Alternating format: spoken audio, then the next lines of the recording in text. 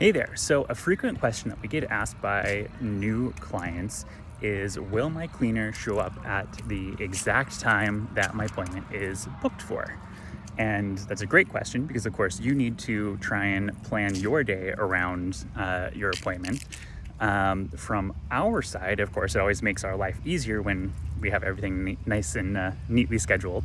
That being said, life sometimes happens, and that can be a bit frustrating. Um, in our case, typically what we say is that you should leave about an hour window for your cleaner to arrive. So, for instance, if your appointment is scheduled for 9 a.m., your cleaner could arrive anytime between 9 a.m. and 10 a.m. typically. Now, the reason that we schedule that way is so that there's time for those little life happens moments. We can't control traffic as much as we wish that we could. Cars break down, kids get sick, things like that.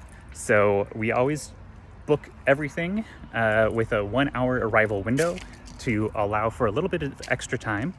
And hopefully we don't need it, but in case we do, or in case we let you know that your cleaner is arriving a little bit late, that's what's going on, and that's why we do that.